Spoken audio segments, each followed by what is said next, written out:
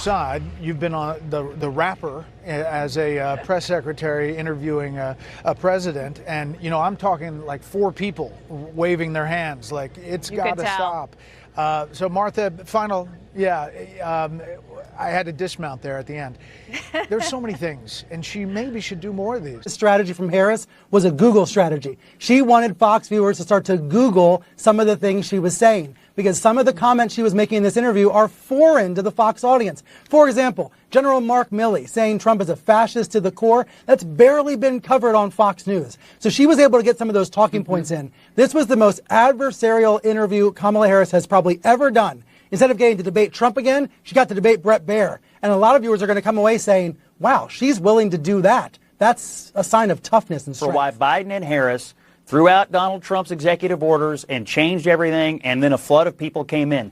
An ounce of humility here would go a long way, and she doesn't have it in her to do it, and she has no real answer other than to blame Congress. And Bret was right. Democrats controlled everything when they took over, and so is she saying it's the Democrats' fault that the immigration system is broken? I don't understand this. I don't understand why she can't just say, hindsight here, we shouldn't have done it. I think the American people would actually accept it, but she won't. First thing I have to say post-montage is that small segment from Bret Baier at the very, very beginning, we are now finding out that Kamala Harris was actually 15 minutes late to the interview. 15 minutes late. Oh, by the way, this is kind of a theme with her, because when she went on Charlemagne the Fraud's podcast, and by the way, I did do a video on that was released at 3, so I'll try to link this in the description box. She was actually late to that interview too, but she was forgiven by Charlemagne the Fraud. Look, let me go ahead and say this right quick. This interview was bad. This interview was bad for her in so many ways. It's absolutely ridiculous, and I've heard some people theorize that it actually will improve her numbers with white women, but if anything, it just confirmed what most white women already felt about her, that she had not earned the position and that she was not, qualified or smart. I've done a few videos on that and explained how it is that was not going to move the needle at all with these ladies. The fact that she's a woman, of course, being on the ballot. And of course, we kind of got proof of that back in 2016 with Hillary Clinton, when Donald Trump actually improved with white women over Mitt Romney. But we got a lot to talk about in this video. And it's bad. You know it is bad when the liberal media has resorted back to Stormy Daniels. Lay it out for you. So, as you mentioned, and as we all know, Trump was convicted earlier this year, 34 felonies, after he paid Stormy Daniels to be quiet. He paid her 11 days before the 2016 election to not talk about her, what she described as her unpleasant experience having sex with him. He paid her so voters would not know about guys, that. Before we fully dive into this, of course, make sure you guys please go ahead and cut the notifications on, so that way you guys are notified when the video is released. Also, to go on top of that, make sure you guys please also hit the like button on the video, so that way the video will take off up the algorithm. The 2 videos that will be coming out tomorrow, one will be on crime. The other one, of course, will be on... I'm probably going to go ahead and do the Rogan piece, my thoughts about this rumor of Joe Rogan interviewing both candidates. And also, to go on top of that, there may be a video coming out on the bit involving Mark Halperin explaining the mental health crisis that's yet to come. But that video may wait till Saturday. I'm not entirely sure I'm going to structure it. I've got really 5 videos that I want to do coming into the weekend, and we should be able to actually do them this week. But before we really and truly dive into this, I want you guys to know right now that the reason behind this particular interview was designed so that way, what Mark Dice said, it was to be editorialized, certain bits and pieces that could be fed to the media to make Kamala Harris look strong, when in reality, obviously, just made her look dumb and, quite frankly, weak. I mean, the wagging of the finger that you see during this interview, some of the stuff you guys will see here in the B-roll footage, the facial expressions, is just like what happened during the debate. The same debate where people claim that Donald Trump lost the debate, even though Donald Trump was just arguing back and forth with David Muir, including the crime statistics, which of course just got re-updated, showing that Trump was right. We'll talk more about that tomorrow.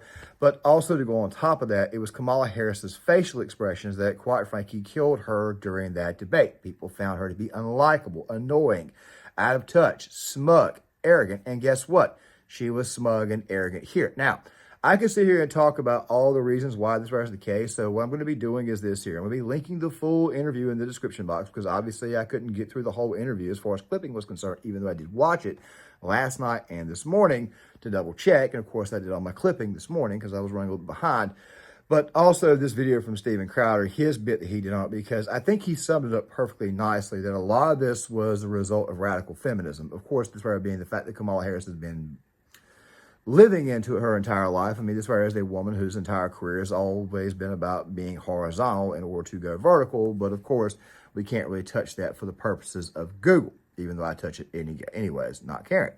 Still, though, the point is it was a very, very good breakdown. However, I'm going to be giving you guys a breakdown from what I saw when it comes to the overall body language and what really and truly is existing in this woman's heart, and to see if this thing right here will actually move the needle. But there was a moment during the debate, and I'm going to go ahead and start with this right here, that eventually led to her completely melting down. Here's a small segment. Talked about locking people up because they disagree with him. This is a democracy. And in a democracy, the president of the United States, in the United States of America, should be willing to be able to handle criticism without saying he'd lock people up for doing it. This right here was, of course, in response to Donald Trump recently saying that the enemy was within. What Donald Trump was talking about was he was talking about radical leftists, the same ones that burned down the country, burned down Minneapolis, Minnesota during 2020, the George Floyd riots. He's talking about that there, the BLM crowd. And by the way, they should be labeled as a terrorist organization. That was what he was talking about. And of course, if you say that you may think that maybe the National Guard should be used, which by the way, I'm going to go ahead and come out and say it because it recently come out that Kamala Harris has got to change her strategy because all the ads have actually been helping Donald Trump. The ads, of course, that Kamala Harris has been running out there with Donald Trump's rhetoric, which I said eventually at some point in time, the rhetoric would eventually help him out because he's saying the things that most people, quite frankly, agree with. Most of us want him to sign the Insurrection Act during the riots, but of course he chose not to. He chose to go with the strategy of look at how they govern their cities. This right here is federalism. Let state and local governments take care of it. And of course, state and local governments did not take care of it because every now and again, you got to bring the hammer. Let us get back on track. So a lot of things were discussed here, from Joe Biden's health to Donald Trump's health to Donald Trump not being stable, or my personal favorite bit of the interview, the country being on the wrong track. More than 70% of people tell the country is on the wrong track. They say the country is on the wrong track. If it's on the wrong track, that track follows 3.5 years of you being vice president and President Biden being president. That is what they're saying, 79% of them. Why are they saying that? If you're turning the page, you've been in office for 3.5 years. And Donald Trump has been running for office. But you've been the person holding the office. Come on. Madam You Vice and I President. both know what I'm talking about. You and I both know what I'm talking about. I actually don't. What are you talking about? What I'm talking about is that over the last decade, But you're people the have lever of become. power. But listen, over the last decade, it is clear to me, and certainly the Republicans who are on stage with me. Can you please tell me what Donald Trump running for president for 10 years? Can you please explain to me how that explains what's going on today? It seems to me like when you actually peel back the layers and actually get at the center of the onion here, when you actually get at the center, you might be thinking to yourself that maybe what Donald Trump really and truly is a representation of everything the left hates, because Donald Trump is an entrepreneur. He's a businessman. Of course, they tell you he's a failed businessman, but of course, he's created billions of dollars in wealth. That's discussed in the first video that comes out at 12 o'clock, the video where I react mostly to Lord Jamar. It tells me that there's a lot of hatred here. As a matter of fact, the other night, there was a debate between Colin Aldred and Ted Cruz. Colin Aldred being from Texas, trying to get Ted Cruz a Senate seat. And there's a moment where Colin Aldred goes, "You're a threat to democracy." And he just looks mean the whole debate. Looks like a brown, Stay Puft Marshmallow Man with really, really bad facial expressions. But of course, Ted Cruz basically responded by saying, look, I don't know if you guys could pay attention or not, but there's a lot of hatred, a lot of meanness in these people, a lot of discontent. That is what I think was really coming out of Kamala Harris, was discontent, not so much for Donald Trump, but for America itself, which of course brings us back to how the hell can you run a country that you actually hate? Especially given the fact that she's not really, I'll put it this way here. Her father is Jamaican, her mother is Indian, okay? We've already had that discussion before. But the woman was actually raised in Canada, not the United States. I mean, the whole thing where she attacked Joe Biden over the busing thing just sounded like BS. And of course, it got snuffed out. So obviously, you're having a hard time with red-blooded Americans, but we got a lot to talk about this interview. So let's cut the chit-chat and go ahead and get to it. So you saw how she reacted with the right track, wrong track stuff. Okay, well, let's see another moment in the interview that I thought was, quite frankly, pretty striking. And that right there, of course, would be the topic of immigration and that bill that Democrats keep saying that Donald Trump interrupted. The first bill, practically within hours of taking the oath, was a bill to fix our immigration system. Yes, ma'am. It was called the U.S. Citizenship Act of 2021. Exactly. It was essentially a pathway to citizenship for the... Yes, ma'am. May I finish responding, please? But you have to let me finish, You please. had the White House and the House and the Senate, I'm and they didn't bring up I'm that responding to the point you're raising. Okay. The first thing these people did the minute they got in office was undo all of Donald Trump's executive orders. By the way, all you need to secure the border is an executive order, okay? And I really find it funny how it is that she decided to talk about immigration rather than the border itself, because the truth be told is you could separate the border from immigration. Yes, immigration is a much, much larger topic, but the border is the immediate concern. You need to kind of close that off, and you can do that with an executive order. There was actually a moment during the discussion where Bret Baier pointed out that Border Patrol has, I don't know, said, look, we're not going to endorse this, because during the debate, and I know this very, very well because I was in the hospital bed that night watching the debate with the VA, where Joe Biden claimed that Border Patrol had endorsed him, and yet the Border Patrol Union came out, sent a tweet out saying that they actually had not endorsed anybody and called Biden out for his failures before eventually then deciding to endorse Donald Trump. Here's a snippet of it. We talked to the Border Patrol Union for support of that bipartisan bill, and they did. They supported it. But they also just endorsed Donald Trump and said, you've been, quote, a failure with border security. Why do you think they said that? I think they're frustrated, and I get it. They want support. They want support, and that's what that border security bill would have done. These guys down at the border, these men and women, they're working hard. Do you see the way she comes off? These guys need help.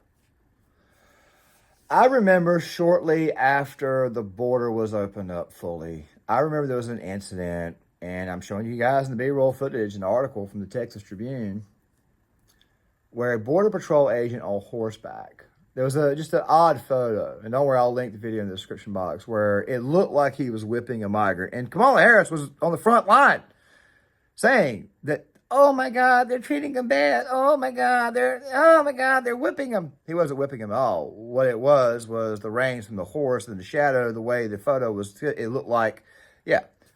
Once again, these people jumped the gun on this and decided to start passing judgment. This is where the kind of people Kamala Harris are. All right, as you obviously can tell, these people don't need to be in charge. But let's get back to the discussion on border. The first bill, practically within hours of taking the oath, was a bill to fix our immigration system. Yes, ma'am. It was called the U.S. Citizenship Act of 2021. Exactly. It was essentially a pathway to citizenship for the... Yes, ma'am. May I finish responding, please? But you have to let me finish, You please. had the White House and the House and the Senate, and they didn't bring up that bill. I'm responding to the point you're raising. Okay. You got to let me finish. She basically filibustered the entire interview. Like I said, the full video will be in the description box, but this is kind of what it's like to talk to somebody on the left. They just interrupt you every 2 seconds. You're trying to give them facts. And of course, these people are so deluded and they live in such an echo chamber. Don't worry, that will be coming up probably in tomorrow's video because Mark Halperin, I mentioned Tucker Carlson earlier. But still, this is exactly what it's like to talk to somebody on the left nowadays. However, back to that Border Patrol, back to that immigration bill. I'd like to finish. Border state. Madam Vice President, a couple of things. Prosecuted trafficking of drugs, guns, and human beings. And Donald Trump, but let me just finish. Six Democrats voted against that bill. Learned about that bill and told them to kill it because he preferred to run on a problem instead of fixing a problem. And in this election, this is rightly a discussion that the American people want to have. And what they want are solutions, and they want a president of the United States who's not playing political games with the issue, I hear you. but actually is focused on fixing it. Six Democrats voted against that bill. It would have allowed 1.8 million illegal immigrants into the country a year. A lot of conservatives had a problem. Normally when we talk about that bill, or normally when I talk about that same said Bennett Senate bill, that James Lankford, bear in mind, said Senate bill, not congressional bill, because Kamala Harris keeps on saying Congress. The truth be told is that that bill that James Lankford put up for a vote, never even got to Congress. It was to be voted on by the Senate so that way it could then be sent to Congress where they would rework it, then send it back to the Senate where they would rework it, and then it would go back to Congress where they would vote on or rework it. That's how the government works. You wouldn't have gotten 60 votes anyways, and before Donald Trump could even say anything, Republicans in the Senate had already shot that down because the bill, quite frankly, was absolutely weak. Not to mention the fact what Bret Baier said, 6 Democrats had already voted it down. Now, they'll tell you that these Democrats voted it down because the bill wasn't woke enough, but the problem is this here. If you actually look at the past of someone like, say, Bernie Sanders, you'll find out that Bernie Sanders, long before running for president in 2020, I said 2020, not 2016, was not in favor of open borders. I normally bring that clip of him saying that open borders is a Koch brothers proposal, but I've done it so many times, I don't think I need to do it here. The fact of the matter is that Democrats also killed the bill as well, so you need to do us a favor and stop trying to gaslight us. But there was obviously a lot more to be discussed in this interview, which is where we go to the Jesse Waters piece, because the reason why I've decided to go with this right here is to kind of show you guys something. It's not just the incompetence. It's the utter lack of disregard and inauthenticity with this woman. And you guys already saw a bit where she melted down. Do you really want this person in a room with Putin? Do you really want this person in a room with Kim Jong-un or Mao Zedong? I mean, Judge Joe Brown kind of already told us what she would do if she was in a room with them. She would just kind of roll herself out there like Cleopatra did to Caesar. But like he said, her biggest problem is that she's really an old hoe. And besides that, whatever these guys have as far as mistresses is concerned is already better than what the hell she is. They wouldn't want nothing to do with her. Just imagine how bad things would be with the United States with this woman in charge. But let's go ahead and get to that bit. Former President Clinton actually referred to Laken Riley Sunday campaigning for you in Georgia, saying if those men had been properly vetted, Laken Riley probably would not have been killed. So if it wouldn't have happened, this is well before any negotiation.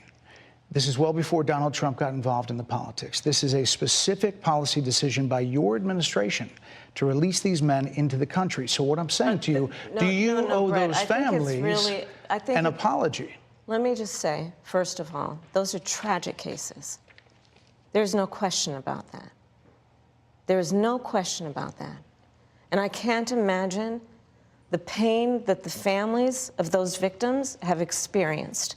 Just look at the facial expression. Just look at this, okay? She's never apologized, by the way, for Laken Riley.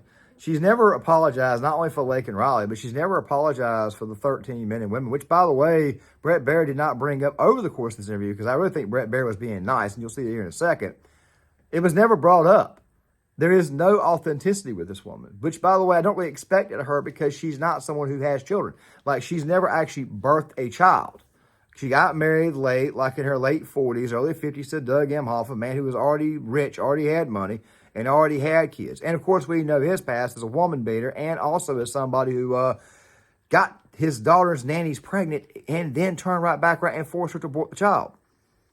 These are smug, out-of-touch San Francisco-type liberal people. They can't be running the nation. If they did, they would run it to the ground because deep down inside, they absolutely hate it. It's because everybody below them, or what? Just good old-fashioned service. But we'll get back to that on the other side. For a loss that should not have occurred. So that is true.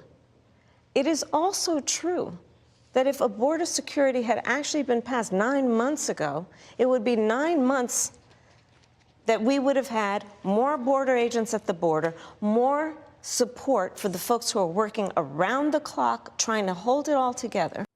Bret Baier is giving Kamala an opportunity to say if she were president, Laken Riley would have been alive. Kamala should have said that's something I would have done differently than Biden. I would have secured the border much earlier, but I was just the VP serving at the pleasure of the president. And Which, of course, she'll never do. She'll never take credit because as somebody who, quite frankly, doesn't believe in accountability, even if you accept accountability and say, look, I messed up here, people can forgive that, but of course, this is not how this woman operates. Let's keep going. it's all Trump's fault. It's not going to fly. Harris has never been pressed this hard on her border policies. And it continued. Madam Vice President, it was a policy decision in the early part of your administration. I will let one of the mothers talk about it. Take a listen. Because of the Biden-Harris administration open border policies catch and release, they were enrolled in the Alternatives to Detention program. This meant that they were released into the United States. It was not even a full 3 weeks later that they would take my daughter, Jocelyn Nungare's life. I believe the Biden-Harris administration open border policies are responsible for the death of my daughter. That's the early It's all days. Trump's fault. It's just not going to work. Go back to the very beginning when Bret Baier brought up the right track, wrong track, and her response. It's because Donald Trump has been running for president for a decade. Donald Trump, yeah, maybe close to a decade, but dude, you've been in office, you and Biden have been in office for like 3.5 years, close to 4 years, right on the dot. The country was great when Trump was in office, for the exception of 2020, in which those conditions, believe it or not, we were actually better price-wise than what it is today. Since you've been in office, we've had Russia, Ukraine, we've had Israel, Gaza, we've had Venezuela threatening Guyana, we've had China saber-rattling, we've seen the prices go through the roof. You've abandoned your post when it comes to FEMA, when it comes here to North Carolina after Hurricane Helene. And, of course, it looks like you're trying to abandon your post with Hurricane Milton. Not a good look. Democrats think that's going to help them during the election because a certain segment of voters are not going to be able to vote. I hate to tell you this. Those people are going to vote. As a matter of fact, they're voting right now. And more people are going to look at this and say, hey, look, we're kind of sort of in the same boat that these Trump voters are with, so we're probably going to join them in voting your fat ass out. Just saying. It has an effect. But, of course, this is a person who does not believe in personal accountability. Radical feminism kind of does that to him. But it's not just radical feminism. It's the left as a whole, which in a lot of ways is quite effeminate. But let's continue. An apology is what I'm saying. I will tell you that I am so sorry for her loss. I am so sorry for her loss. Sincerely. But let's talk about what is happening right now with an individual who does not want to participate in solutions. Let's talk about that as well. But do you want to answer in her? all fairness, I told you, I feel awful for what she and her family have experienced. During that time, you said repeatedly that the border was secure. When in your mind did it start becoming a crisis? I think we've had a broken immigration system transcending, by the way, Donald Trump's administration, even before. Let's all be honest about that. I have no pride in saying that this is a perfect immigration system. I've been clear. I think we all are. Mitch, he's talking about the border. He's not talking about immigration. He's talking about the border. Immigration is a separate topic altogether. I know that the two are linked, but we're talking about the border, border security. You let these people in. We've been doing videos on this. We provided receipts on what happened to Lake and Riley and so many damn others. Like I said, this is a woman who refuses to take accountability, and this is a woman who wants to deflect. That's all the hell she does. But let us continue. But here comes the coup de grace. The border has always been broken, but it was secure for 3 years when Lake and Riley was murdered. That doesn't make any sense. How did Trump break the border that you said was secure? You can't follow Kamala's logic because there is none. She doesn't know anything about the border. She doesn't care about the border. She just doesn't want anyone talking about it. Her whole interview was a continuation of a cover-up. Watch. Madam Vice President, you call Donald Trump. You call Donald Trump. He's misguided. You say now He's unstable. He is unstable, Brett. He's not well. You say he's mentally not stable. He's not stable. Let me ask you this. You told many interviewers that Joe Biden was on his game, that ran circles on his staff. When did you first notice that President Biden's mental faculties appeared diminished? Joe Biden, I have watched from the Oval Office to the Situation Room, and he has the judgment and the experience to do exactly what he has done in making very important decisions on behalf of the American people. There were no concerns raised? Brett, Joe Biden is not on the ballot. I understand. And Donald Trump but is. You talked about it. And Donald Trump After George Clooney said within a few minutes of talking to President Biden at a fundraiser that he thought this was not the same Joe Biden that we saw on the debate stage. Donald Trump is on the ballot. He straight up walked into that one. Now, look, we all know that what she did. We all know exactly her involvement when it comes to Biden, 25th Amendment, the coup. We'll talk more about that on the other side. But I want you to think about something really quick. Politicians, even not in the office, because you can actually lead. You can still lead the country and be a bad speaker and be a decent leader. But the thing is this right here. She let Bret Baier bust her on that. Now, granted, we all wanted to see her get busted, but still at the same time, if she ever became president, If she didn't walk into it, then you would have known that maybe she was somewhat savvy. She just showed you right there how unsavvy she was. Do you want this person in a room with Vladimir Putin? Do you want this person in a room with Xi Jinping? I may have called him Mao earlier, but do you want her in a room with Un? Do you want her in a room even with her allies? Even the ones that love to take advantage of the United States? No. They saw this interview and they busted out laughing hard. I'm going to tear her up if she's president. I'm going to rip her and America all to pieces. They were loving every second of this. Let's finish. With him at least once a week for 3.5 years. You didn't have any concerns? I think the American people have a concern about Donald Trump. So Kamala Harris didn't want to talk about Kamala Harris, and she definitely didn't want to talk about Joe Biden. She never once touted the accomplishments of the Biden administration. Not a single one. She just wants to prosecute Donald Trump. But America doesn't want to prosecute her. We want a president. We all know she was involved in it. Can I go ahead and give you guys a good description of what this video, what this interview really and truly was? And by the way, there's more in this interview that makes her look worse. But let me tell you what it really looked like to me. I can't believe I'm doing this because normally I keep it kind of clean on this channel. And no, I'm not talking about anything that you may be thinking of. Did you ever see the movie Kill Bill Volume 1? Think about this for a second.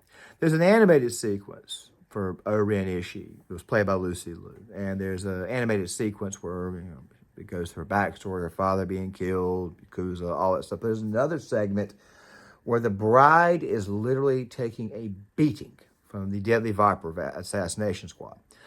Vernita, O-Ren, Elle, Bud, and the secretary who worked for O-Ren.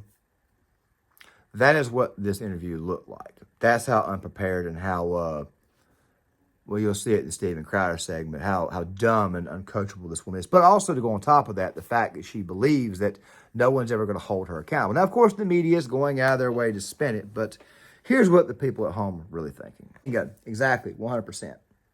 Now, I'm going to close this video out with one thing.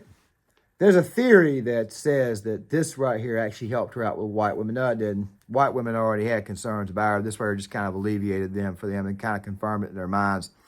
No way, shape, or form does this interview help her out. But of course, it's what Mark Dice said in his video this morning, that they're obviously going to editorialize this to get clicks and to get, look how strong she is, look how tough she is.